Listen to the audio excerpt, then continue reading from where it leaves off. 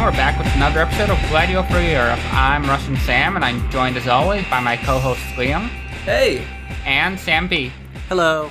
So, the holidays are upon us. They are, yeah. I'm in Florida with the family for right now, doing the classic 80-degree Christmas. Very fun. I just got back from the Dallas-Fort Worth area, and it was warm as hell. Had a good time, mostly, and I am glad to be back in New York, though, the traditional homeland of my people. Well, me personally, I guess I'm just built different. I don't celebrate Christmas. I'm a Soviet person, and because of that, I'm bringing my Soviet traditions to the table to fight back against American global hegemony. And for this reason, I'm declaring my own personal war on Christmas by choosing to do an episode about a certain other holiday, namely New Year's, which is a much bigger deal in Russia and the former Soviet Union. And among those diasporas. I gotta say, I didn't realize that until really recently. Probably most of our listeners are on Twitter. Every year, people post the same kind of cute, kitschy cartoons and comics of Christmas Lenin with, giving gifts to children by the tree. Those gifts? Not Christmas gifts.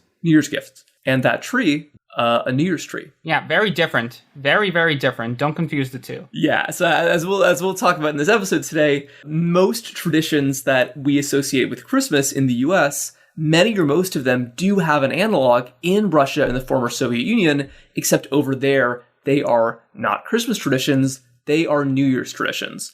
But this wasn't necessarily always the case. So today we're going to be talking about a fun little movie from 1997 called Sympathy Seeker. But in the original Russian, it's called Sirota Kazanskaya, which is Kazan orphan, like Kazan the city. Yeah, before we get into the name right there, I just want to say this movie is such a good example of the way that American Christmas culture is reflected in Russian New Year's culture. Because, in America, we have so many kind of cutesy, convoluted comedy movies set around the holidays. This is the exact same thing in a Russian post-Soviet context, except instead of being about people gathering for Christmas, it's about people gathering for New Year's. Yeah, so basically, I would say that this movie is sort of like Mamma Mia, but make it Russian. The premise is that you have this school teacher named Nastya, who lives in a small Russian town. She was raised by a single mother, having never met her father, and it's the New Year's season, but right before that, she had put an advert in the newspaper to search for her father, whom she had never met. She only knows that her father's name was Pavel and that he had met her mother at a resort in the Caucasus or maybe Crimea in the summer of 1969. The Black Sea coast. Yeah, so then it's New Year's, she's with her fiancé, and then suddenly this guy comes up to the door and says, "It's me, I'm Pavel." And then before too long, there's another guy who says, "I'm also Pavel, and I'm your father." And then there's another guy. Yeah.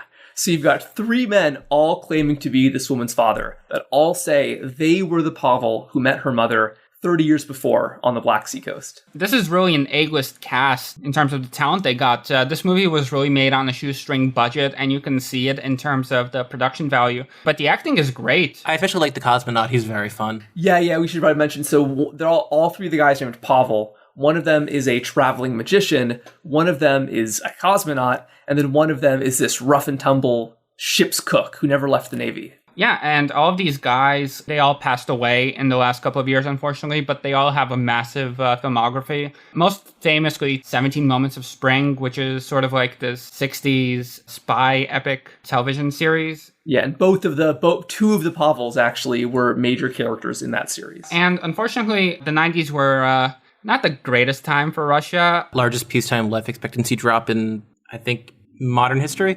I mean, listen, it's just the price of doing business. It's the price of freedom. The freedom to have your apartment stolen by a bunch of gangsters. Yeah, look, I know that heroin usage was out of control. Life expectancy dropped so quickly. But at least you guys got Pizza Hut. True. So actors in general were very down on their luck in this period. A lot of them simply drank themselves to death. But thankfully, these guys, they went on board for this Sympathy Seeker project. And as I said, it was made on a shoestring budget, only $800,000. But before we continue further, I'd like to talk about the name of the movie. The name in Russian specifically, which is The Orphan of Kazan. Yeah, so Sirota Kazanskaya, it basically has two meanings. It could either be a person who has no living relatives, or a more lighthearted one, a person who exaggerates their own hardships to win pity from others.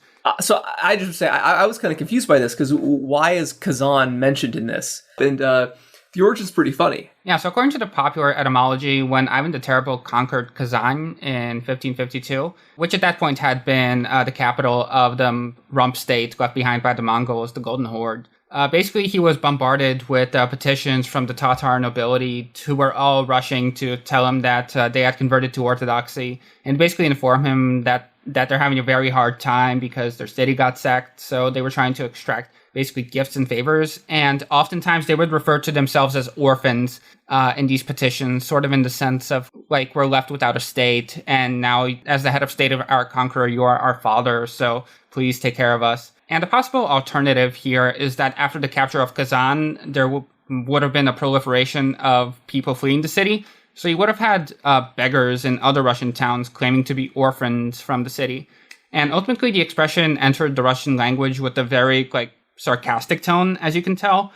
But also, it should be made clear that in the movie itself, a Kazan orphan refers specifically to the first meaning, someone without family, period, not the sarcastic one. I think that the English translation is a mistranslation, frankly. It's kind of condescending. Not really condescending, just like this would have been a great example of Soviet English. If you've ever read Soviet materials written in English, they were often kind of awkward and stilted. A little stilted, yeah. Well, I think that about the title, though. It's kind of cute, though, because at the beginning of the movie, this little boy, this one of Nastia's students, he describes her as, an orphan of Kazan.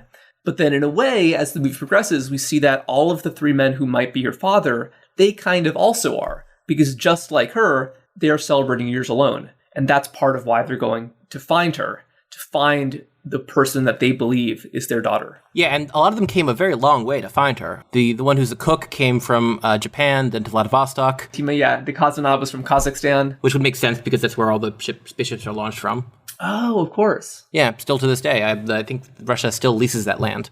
Yeah, so when I went into this movie and I saw how it played out in the beginning, I thought that this was going to be sort of like a scam story because, basically it's the 90s in Russia. Everyone's impoverished. And so my thought was that, these guys, they're just scammers trying to get a meal out of this poor girl. Which is what the fiancé accuses them of. Which does seem like a natural reaction considering the times and the hardships that people were facing. But no, it's a very sincere movie. Well, that's why I said it reminds me so much of so many American Christmas movies.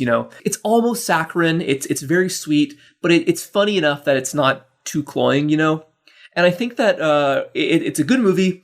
It's very cute. It's very short. It's less than 90 minutes. The performances are great. But what I find most interesting about it is, as somebody who really knew almost nothing about the Soviet New Year's tradition, it's a really fun look at this whole world, this really rich world of New Year's celebrations. And I found that, to me, that was the most interesting part of this movie. I would just like to say that in many ways, this movie is very reminiscent of another much more popular movie, the 1975 film by Rязанов, Irony of Fate, which is sort of like a cult classic. A tradition is to watch this movie on New Year's Eve. And that also has kind of a similar premise, although not with the father, just a stranger dropping into your life and inserting themselves into it. So this really is part of an existing tradition, you could say, of holiday cinema, except in Russia, it's not Christmas, it's New Year's. So why is it New Year's, not Christmas? Well, it goes back to, like a lot of things in modern Russian history, it goes back to the revolution. So because, obviously, the Bolsheviks were atheists and tried to lessen the influence of the church on public life, a lot of Christmas traditions came under heavy scrutiny. Right. Even traditions that weren't necessarily explicitly theological. Exactly. Let me just read this quote here. Christmas trees were criticized as a bourgeois tradition imported from Germany versus enemy during the First World War. Ded Moroz, who's the Russian equivalent of Santa Claus, I think literally Grandfather Frost. Ded Moroz was exposed as a collaborator with the church and the rich peasants. Bolshevik policy aimed not only to dismantle the state church, but also to convince the people of their total folly in celebrating religious holidays. Newspapers exclaimed that Christmas was based on a pagan midwinter celebration and that the birth of Jesus had simply been confused with the peasants' sun worship. Now that the people were educated in the scientific laws of nature, it would be foolish to go on celebrating old falsehoods. As you can see, there were a lot of buzzkills in the Soviet Communist Party by this point. And it's also just kind of funny in general that, they're attacking this as a pagan tradition when the church is really their main target. Yeah, it's strange. Yeah, and I feel like there's another universe where the non-theological, potentially non-Christian aspects of Christmas would be embraced by an atheistic program. Yeah, well, if Tukhachevsky had taken power, then maybe we'd get a pagan revival.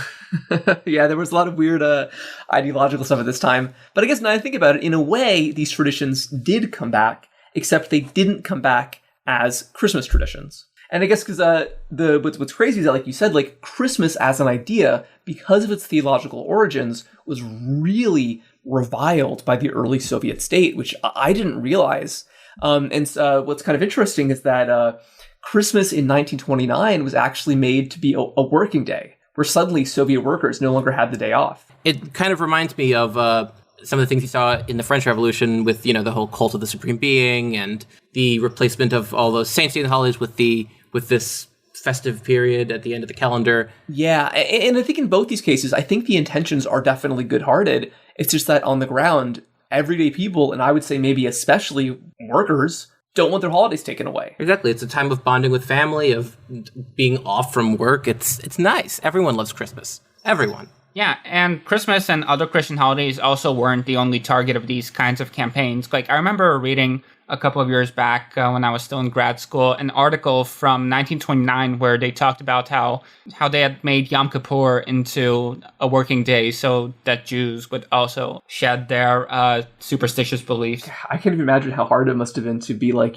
an observant Orthodox Jew in the Soviet period. Although it is worth pointing out that the same thing would be true of working on Christmas. This is not a specific religion. It was a general anti-religious push. It was the war on Christmas and any holiday. It was this anti-holiday push because holidays were seen as, bourgeois and pre-revolutionary. But as you can guess, this was very unpopular. Yeah, and it would not last, importantly. No. And really what seems like the big turning point in the end of this kind of anti-holiday phase was in 1935, Pavel Postyshev, this prominent party activist, he'd had enough. And so he published an open letter in Pravda that was a passionate defense of the Christmas tree from a working class perspective. In pre-revolutionary times, the bourgeoisie and officials of the bourgeoisie always arranged for a New Year's tree for their children. Workers' children would look through the window with envy as the tree sparkled with colorful lights and the children of the rich enjoyed themselves around it. Why do our schools, orphanages, nurseries, children's clubs, and pioneer palaces deprive the children of the working class in the Soviet country of this wonderful pleasure? Some leftist deviationists have denigrated this children's pastime as a bourgeois undertaking. Yeah, which I think is kind of funny. It's that it's kind of like the rhetoric you see from right-wingers today, like, oh, the leftists are canceling Christmas. Except in this case, the leftists really were canceling Christmas. No, it was true. It was true. Yeah. It was... Except these were the leftists within the Soviet communist movement. And so you go, this guy, Pavel Postyshev, who is also, he's very left-wing. He's a Marxist within the Soviet Communist Party, but he, I guess, would have aligned himself towards the rightist faction of the party, which was against these kinds of broad social changes. Yeah, he wouldn't have been aligned with the rightist faction per se, because by this point, like, you had the war against the left deviationists, you had the struggle against the right deviationists, so now around Stalin, you just had, like, the radical centrism of Marxism-Leninism, basically. No, yeah, the left deviationist is a very specific meaning in this context. And I guess maybe that makes me realize this was for this period. Now that you mention it, from what I understand, this was a time when, in general, a lot of pre-revolutionary traditions and cultural figures were starting to sort of be brought back into the public imagination. So maybe it's no coincidence that in this period, Postyshev would be interested in reviving the Christmas tree. He continues, "The incorrect condemnation of the holiday tree, an excellent form of merriment for children, needs to end. Komsomol members and pioneer workers should arrange for collective Christmas trees for children on New Year's Eve. In schools, orphanages, children's clubs, and cinemas, everywhere there should be a tree for the children. The city councils, the chairman of district executive committees, the village councils, and the public education authorities must arrange a Soviet Christmas tree this New Year's for the children of our great socialist motherland. The organization of a children's tree on New Year's Eve will be appreciated by all our children. I am sure that the Komsomol members will take an active part in this and eradicate the ridiculous opinion that a Christmas tree for children is a bourgeois prejudice. So, let's organize a merry New Year's Eve for the children. Let's have a good Soviet Christmas tree in all our cities and all our collective farms." And I'm glad it worked. The New Year's tree, it's fucking cool. Yeah. No, come on. Yeah. How can you be against a Christmas tree? Yeah, who dislikes a Christmas tree? It's nice. We still have our Christmas tree up right here. Or our New Year's tree, I guess, now that it's after Christmas. Yeah. Yeah, so after the publication of Postyshev's article, the Soviet public started to shift their previous Christmas traditions towards the New Year, as you know, the primary holiday of the winter season. So many Christmas traditions were just grafted onto this new Soviet holiday based around an entirely Soviet identity. So just tossing it out there, what are some of these traditions? Especially ones that might be, only traditions in Russia and in the former USSR. Food's a big one. You have a lot of traditional Christmas foods. You have tangerines. You have a lot of salat olivia, which is sort of like a Russian potato salad with like mayonnaise and bologna and peas. It's much better than it sounds, I promise you. But also Soviet champagne, just sparkling wine, which we actually see in the movie. Yeah, in the movie it comes up. Is that the same as French champagne, the kind of champagne you get in the US, or is it something different? It's not champagne unless it comes from the Champagne region of France. But yeah, it's a sparkling wine. I'd say it's sweeter than like proper champagne, but it's very nice. It mostly comes from, I'm guessing, from the Black Sea region, Georgia, Sochi. A little more to the east, I'd say, but I guess somewhere around that general area. Funny you should mention that the tangerines, because in Britain and Ireland, and sort of in the US, there used to be this tradition of oranges being eaten on Christmas. And if anyone's ever had a chocolate orange, they usually only sell them at Christmas because that's kind of what that comes from. Yeah, and there are also a number of other traditions around New Year's. So a really big one that I had actually just finished doing yesterday was you're supposed to like do a deep clean of your apartment before New Year's, just like to get rid of all the old dirt. So like the dirt of the previous year doesn't infect the coming year. That's pretty cool. Then you have more modern ones, like for example, on Moscow time when it's midnight, there's always going to be like a close-up shot of the clock tower in the Kremlin as it gongs. Oh yeah, it's like watching the ball drop. Nowadays there's an address from the president, so... Oh, it's interesting. It's usually very, like, saccharine stuff, very baseline, just like, the Russian people have worked hard this year, and so now it's our time to celebrate. Typical nationalist, patriotic platitudes. Has religious rhetoric re-entered those speeches? It's not very religious. Putin in general just isn't a very religious guy. This is something you have to understand. Putin isn't really a Russian nationalist. He's sort of He's a Putin nationalist. Yeah, no, he's a pan-Russianist. So like in Russian, you have this distinction between a Russian, a Ruski, and a Russian. Ethnic Russian versus citizen Russia. And I guess this is a big difference between modern day mainstream Russian nationalism and the kind of more extreme nationalism that, sort of came to prominence with some figures in the 90s, and then also was much more popular before the revolution in the Tsarist era. Yeah, this was a very big deal in the 90s. The kind of civic nationalism we're describing that Putin embraced was really necessary to stabilize the mess that was being created in the 90s. Yeah, to keep this very extreme, basically, ethno-fascism from sort of spreading. And also you had started getting rumblings of independence movements with obviously the Chechens, to a lesser degree the Tatars, and you really don't want that shit. And being, not openly racist is a good way to get the local elites of those minorities on your side, when the alternative is a bunch of actual fascists. Navalny probably shouldn't be in jail, but Navalny also represents a much more nationalist take on Russian identity than Putin himself, which is often glossed over. Oh yes, yeah. Even though he's depicted in the New York Times as the anti-corruption liberal, he has a very nasty anti-immigrant background. There's the famous clip of him describing people from the Caucasus as cockroaches. Yeah, really, really nasty stuff. This does persist in a lot of factions in Russian politics today, from what I understand. Yeah, but thankfully it's being kept to a somewhat manageable level. The state tries to clamp down on that stuff. One day we'll have an episode on the modern Russian state and Russian identity. It's a really interesting topic. But let's get back to the new year. So let me ask you. So when is the Soviet New Year? We've talked about what it is, but when does it take place? It's December 31st, the evening of December 31st / the early morning hours of January 1st, same as here. But the funny thing is that, when the New Year starts is itself a very arbitrary idea. So throughout Russian history, it actually fluctuated quite a bit. So traditionally the Slavs had a lunar calendar of 12 months, with the 13th month added for 7 out of every 19 years. And the names of the months, which, fun fact, have been preserved in Polish and Ukrainian, even though in Russian itself, they just went with the Latin names, but in Polish and Ukrainian, they still have listopad and all those. Instead of Janvar and Fevral and whatever the fuck. Yeah, so anyway, this was a very nature-centered holiday, of course, because for most of its history, Russia was a very agricultural society. And from what I've found, the New Year was traditionally celebrated around March 1st as sort of the beginning of the agricultural season. But with the introduction of Christianity, the church really began to promulgate the Roman calendar as used by the Byzantines. But this was really a very official thing.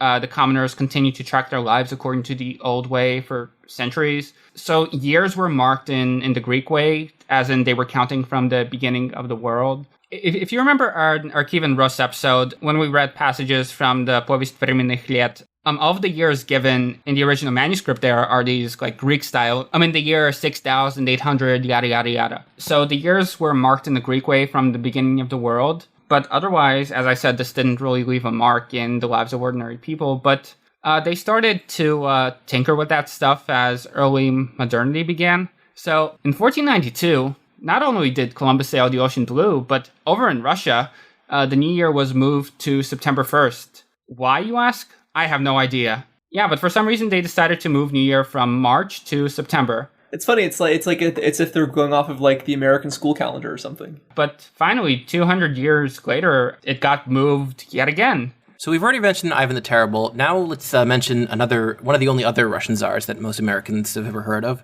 Peter the Great. And so as part of Peter the Great's westernizing reforms, in 1700, he basically decreed that we're going to start using the AD system instead of the whole creation of the world system. This also led to Latinized months, New Year's Eve on January 1st. And let me just read this quote here. It has become known to him, the great sovereign, that in many European Christian countries, as well as in the Slavic nations, people according to their years count from the 8th day after the nativity of Christ, that is, from January 1st, and not from the creation of the world. The year should henceforward be numbered in all offices and in all matters and fortresses from this January the 1st of the nativity of Christ, 1700. And as part of that decree, homes across the country were to be decorated with pine, juniper, fir branches, and as a token of the good beginning of the new centenary year, after giving thanks to God and the singing in church, every person in the reigning city of Moscow shall make decorations of wood and branches of pine, spruce, and juniper, and lay this greenery at the gate of his home. And funnily enough, when Peter made the switch to this calendar, he was switching to the Julian calendar, which was the old way that had been used in Europe until the second half of the 16th century. But the trouble with the Julian calendar was that there was a bit of drift going on, so it got out of sync with the seasons. And so with time, like this is why often you'll see that until the Russian Revolution, you'll see two dates, one in the old style, in the Julian style, and one in the Gregorian style, which is what we use today. Which is how you get all the so many of the big events, or I think all the big events of the October Revolution actually happening in November, our time. Side note, also led to an incredibly funny detail during the Napoleonic Wars where because the Germans and Russians use different calendars, the Russian troops just did not come on time because they were using the Julian calendar. That's hilarious. Insanely funny. So back to the calendar, right as Europe was switching to the Gregorian calendar, which was better at not drifting and messing with the holidays and the seasons, Russia chose to go with the Julian calendar, which just continued to drift. Yeah, that's actually too bad. It's buying an iPod Classic after the iPhone comes out. Yeah, absolutely, yeah. As was discussed previously, the general assumption is that Christmas trees were an import from Germany. I think that's a bit of an oversimplification because, as we just discussed, Peter the Great did declare that some greenery should be displayed in front of your home for New Year, which sort of might have some distant continuity with the modern New Year's tree. But it is true that Tsar Nicholas I's wife was from Prussia, and she did introduce Christmas trees proper to Russia in the early 19th century. This was the start of a lot of the modern sort of Western Christmas traditions coming to Russia. So even though they might have had earlier Russian antecedents, this is when things like gift giving really become common. Russian Sam, can you tell us a little bit about the linguistics of this? Yeah, so this is a bit of a tangent. It might not be correct, but the Russian word for fir trees, which are generally used to make Christmas/New Year's trees, is yolka, which is a diminutive form of yol, which refers to the actual tree, whereas a yolka refers to a decorated tree. And there's also a Greek word, elato, I think it's pronounced, which means fir. And so I've had a lot of Christmas stuff on my mind lately because 'tis the season. And I was just thinking, Could this possibly be connected to Yule? Maybe, yeah. I think in our next episode we'll talk about you a little bit. I think that the influence of traditional, pagan traditions on modern day Christmas is a little bit overstated, but it's definitely possible that this kind of ancient tree worship could have passed through into modern Christmas and then, crossed over from Germany into Russia with Tsarina Alexandra. So definitely maybe. That's my answer. Another kind of fun figure that really comes to prominence around this period that does actually seems to have a better case for having pagan roots is, I'm sure I'm going to say this wrong, Diez Moros, the kind of Russian analog to Santa Claus. Literally, Grandfather Frost. So in the West, often Santa Claus is conflated with the figure of St. Nicholas, who was an actual saint who came from a rich family whose entire deal was basically giving gifts to the poor, and that's why he got canonized. He was recognized in the church.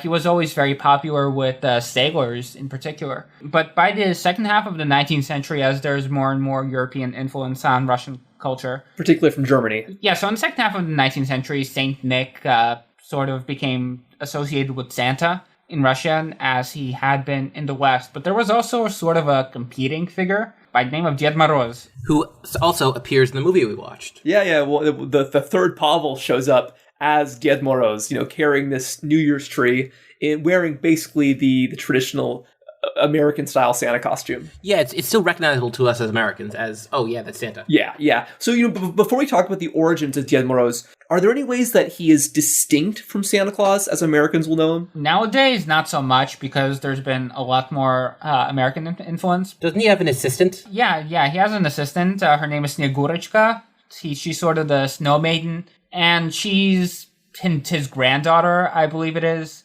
And she's, always depicted in this, flowing blue gown. She's supposed to be very pretty. And they get around the world in a sleigh pulled by horses. That's interesting. Also, I think this is the only companion of Santa that I can think of that's not a male. The little blackface guy and that the Dutch have, Zwarte Piet. Oh, yeah. Yeah, and it also isn't racist. Exactly. Ded Moroz supposedly does have pagan origins, right? Yeah, seemingly he appears in Slavic mythology, and he sort of hung on in the peasants' popular traditions, even as the church would continue to impose a more Christian worldview on the people. But everywhere, this was very much a mixed process. You had a lot of eclectic mixing of new beliefs and old beliefs, and this is sort of what happened here.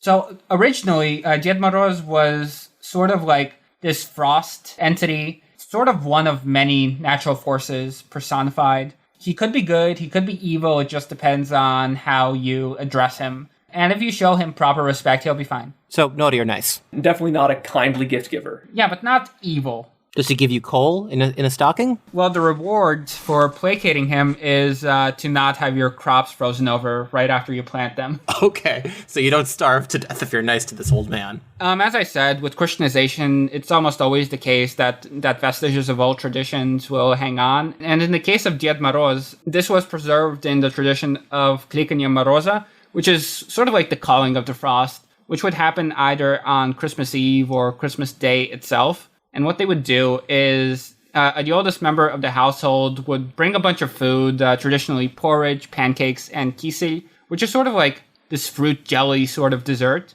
And they would leave it on a windowsill or a porch, and they would call upon Grandfather Frost to come and have a snack. Oh, that's great. It's leaving out cookies for Santa. So here's an example of a call to Ded Moroz from Pskov that I came across. Ded Moroz, come eat pancakes and porridge. Don't wander in the summer. Don't eat our cucumbers. Don't kill the dew. Don't chase the children. Yeah, so basically, Ded Moroz should come around and accept an offering so that he doesn't bother the village folks later on in the year when his presence could actually genuinely threaten their lives. Yeah, he's a bit threatening, unlike Santa. Yeah, well, he's the force of nature personified. Yeah, Santa isn't going to fuck you up.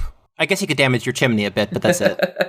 Yeah, well, so slowly, the kind of scarier aspects of Ded Moroz start to fade away from, in the Russian Christmas celebrations. And a lot of this is because of increasing European influence. And so you start to see a lot of Christmas traditions not just Dia de Muertos, increasingly look like Christmas traditions in the West. You have, like you mentioned, the trees, you have gift giving, and you have a much friendlier gift giver figure. It feels important to clarify that the Santa analog, Dia de Muertos, is in some ways more similar to German traditions, or at least he was until he got Santified.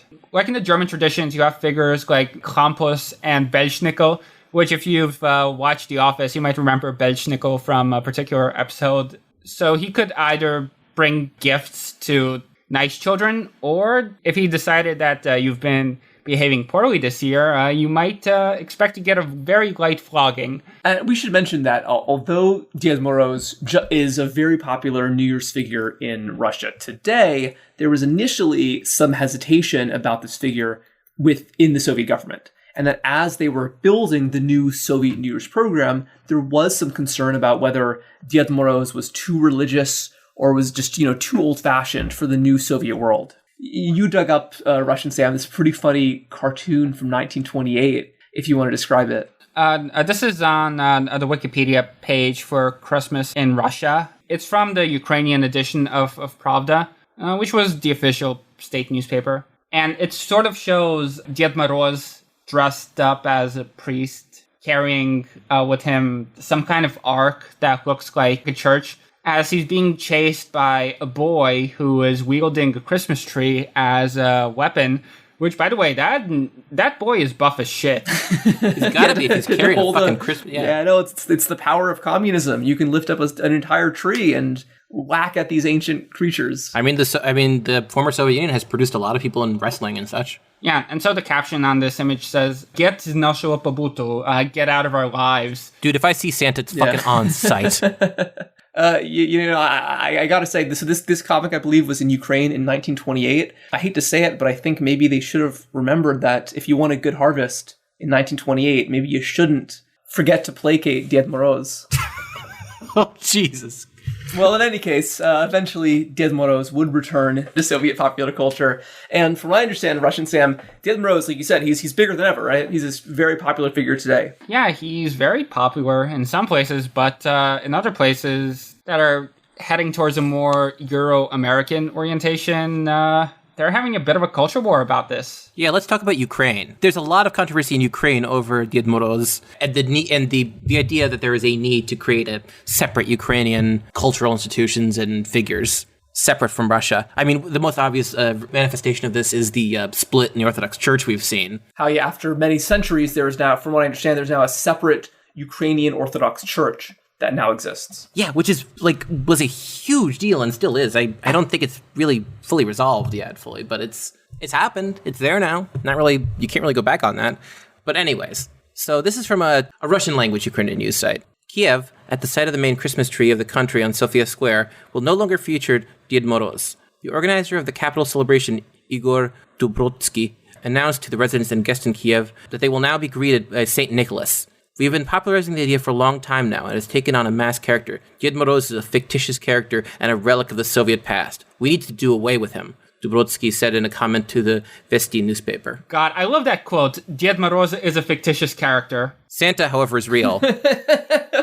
Yeah, no, I think it's funny. And I think that, I don't want to get too, epic atheism about this, but I think that is kind of an interesting tension at the heart of any discussion about, the secularization of Christmas, whether in the US or in Russia. It's difficult to speak against these kind of miraculous figures in traditional folklore and pop culture when the serious religious celebration of a holiday is all about miraculous figures. And I feel like it's kind of, you can't really pick one or the other, I feel like, You can't have it both ways. Yeah, or really, I think it's that if you want to accept the divinity, or at least that you want to take seriously certain miraculous traditions, I think it might make the most sense to respect others as well, especially when they're all part of the same package. Yeah, and there's another article that we found from Euromaidan Press, which, written by Paul Goebel, who is He served as director of research and publication at the Azerbaijan Diplomatic Academy,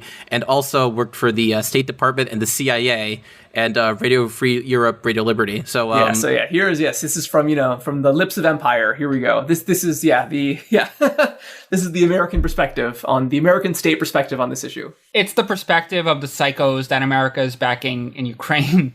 Side note, we really should do a whole episode on post-Maidan Ukraine at some point because, well, it's crazy things happening in a really short amount of time. This kind of desperate need to form a more distinct national identity away from Russia. Right. And, I feel like, national identities are a topic that comes up a lot in this podcast, and it's happening right now in Ukraine. In the 2010s, this all happened. I imagine this is what it was like to watch what happened in the Baltics in the 90s, but this is on an even more compressed timescale. Yeah, or even what it was like to watch German and French nationalisms being formed in the 19th century. And there are a lot of very wild facets to this. Some of them kind of funny, like the Ded Moroz stuff, and some of it more substantive. Like, for example, shortly after Euromaidan, Ukraine decided that it would celebrate Victory Day on May 8th rather than May 9th. Victory Day meaning, the victory over the Nazis. The moment when Germany formally surrendered, it would have been May 9th in Moscow itself, but in Central Europe, it still would have been the 8th.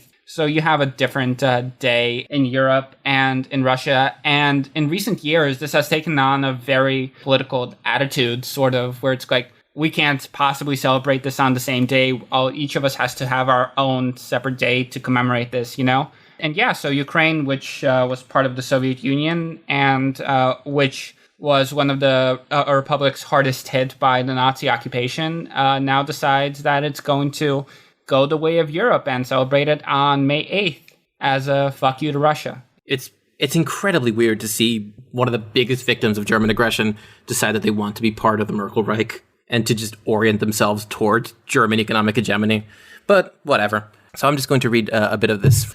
Many Russians still view Pavel Postashev as their favorite Bolshevik because of his role as the author of the letter to Pravda on December 28, 1935, calling for the introduction of New Year's trees as a substitute for Christmas trees that the Bolsheviks had banned. To this day, some view it as a way that Christmas was covertly kept alive and even suggest that was his purpose. But for one nation in the former Soviet space, however, New Year's trees, because of Putin involvement in promoting them, should be anathema. Ukrainians know that Putin played a key role in implementing the Holodomor, Stalin's terror famine that killed millions of their co-nationals. Consequently, as Ukrainians move away from the Soviet past, as when they tear down statues of Soviet leaders or introduce Santa Claus in place of Grandfather Frost, they should dispense with yet another symbol linked to those who did everything in their power to destroy Ukraine and Ukrainians. Which, there's so many things wrong in this that it's just ridiculous. The idea of Ukraine as this monolithically anti-communist place is just ahistorical and even wrong today. Literally millions of Ukrainians fought for the Red Army, heroically. Way more Ukrainians fought for the Soviet Union against Nazism than against the Soviet Union. That's inconvenient for many people on both sides of the issue. But Ukraine is an incredibly diverse place in culture and language and traditions and in ideologies and perspectives. And trying to carve out any singular Ukrainian identity, as far as I can tell from my limited American perspective, is a futile effort. Yeah, exactly. And not to mention the whole famine thing there were famines in Kazakhstan too. There were famines. Yeah. It's not as simple as is described here. As evil Stalin took away the grain and ate it himself. But this is now we see that the Grandfather Frost and the New Year's tree has all entered this culture war in Ukraine that we've started really unleashed after 2014. Yeah, where many, and what's interesting is that I assume that Ded Moroz was not a specifically Russian figure before the Soviet period, right? I would assume that Ukrainians also celebrated him. Yeah, no, he was a pan-Soviet figure. Like even in Central Asia, you'll find people with Ded Moroz presence in their lives. But I do get the impression that Ded Moroz would have been a more Russian sort of figure. I'm not sure who the Ukrainian equivalent would have been if there was one. But I actually find this article kind of humorous because I doubt that this guy is calling for the abolition of New Year's trees as in keeping trees in your home, period. He just wants to swap the label and be like, yes, it's a Christmas tree, not a New Year's tree. Yeah, the narcissism of minor differences, etc., etc. But funnily enough, Ukrainian nationalists are not the only group that have beef with New Year's trees. Another perhaps more famous example would be the case of Soviet Jews in the United States and Israel. Yes, it is very shocking to a lot of Israeli Jews when all these Russian Jews, Ukrainian Jews started coming in and putting up their trees at the end of the year. And they saw no conflict between that and Jewish identity. And I guess, and isn't there a broader, like, a problem of many Israeli Jews fearing that Soviet Jews are, like, you know, not Jewish enough, either in religion or in ancestry or whatever? I mean, some of them literally weren't Jewish. Oh, yeah. they just let anyone, they were letting just anyone come over for a while. Yeah, just the whole point is just to outnumber the Palestinians. Well, I mean, it wasn't anyone. Like, you're still supposed to have a Jewish grandparent. Yeah, it's the Nuremberg law standards. I mean that literally. So a lot of Israeli Jews are very hostile to the idea because they think this is a Christian thing. But again, it's not a Christmas tree; it's the New Year's tree. But the fact is that if Muslim Central Asians or Russian Jews can celebrate this alongside Russian Christians or Ukrainian Christians, Catholic or Orthodox, that does mean that this is a cross-religious thing. Yeah, and again, it was specifically imagined as a secular holiday that could be shared by the Soviet people across the board, regardless of their ethnicity. Which is really cool. It lives on today. So in Israel, like every year, you have this controversy about someone displaying a New Year's tree in the public space and just people losing their minds. But even in America, in the 70s and 80s, you suddenly had a large number of Soviet Jews coming over as guests of the American Jewish community who were basically viewing themselves as the saviors of Soviet Jewry, who were basically fleeing from Nazi Germany.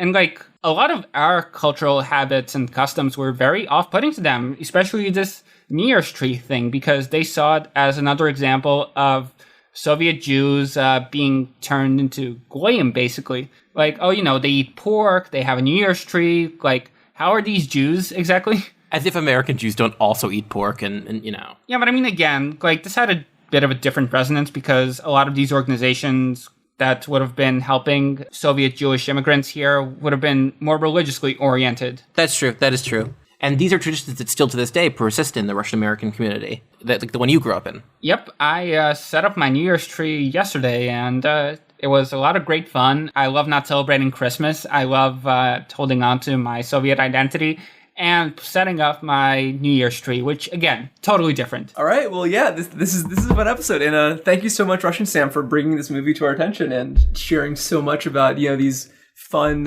Soviet New Year's traditions. Yeah, thanks a bunch. Yeah, well, no problem. Just doing my bit in the battle against American hegemony. Well, I wish all of our followers a lovely Soviet New Year's. С Новым годом, с новым счастьем, товарищи.